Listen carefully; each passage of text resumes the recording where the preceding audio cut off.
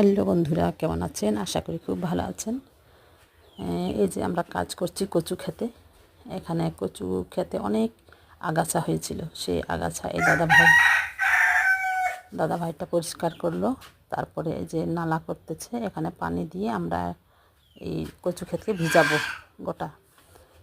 তারপরে আমরা ওটার উপরে সার ছিটিয়ে দিব। বন্ধুরা, সব কিছুতেই যত্ন করতে হয়। কচুতে কেউ যত্ন করে, কিন্তু দেখেন এটা হলো মুখী কচুতে মানে গাছের নিচে এই যে কচুর বই কিংবা কচুমুখী বলে ওইটা হবে আর কি, ফলের মতো।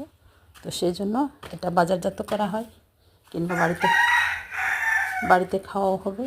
এই জন্য আমরা খুব যত্ন করছি। দেখা যাক যতটুকু খাওয়া যাবে, আর বাদ বাকি আমরা বিক্রি করব যদি হয়, এই জন্য যত্ন করছি। তো আমি আসছি কিছু সহযোগিতা করার জন্য, আর একজন দাদাভাইকে নিয়েছি কাজের জন্য। উনি সুন্দর করে পরিষ্কার করলেন, জমিটাকে আগাছা মুক্ত করলেন, আর এই যে নালা করে দিচ্ছেন। এখন আমরা পানি দিব এবং সার দিব। তো আমার ভিডিওটা কেমন লাগলো বন্ধুরা, অবশ্যই কমেন্ট করবেন, কমেন্টে জানাবেন। আর এখন মুরগি প্রচণ্ড কাঁদতেছে বারবার, হয়তো ভিডিওতে শুনতে পাবেন। এই সময় মুরগি ডাকে, তারা ঘড়ির মতো করে জানে কখন কখন ডাকতে হয়।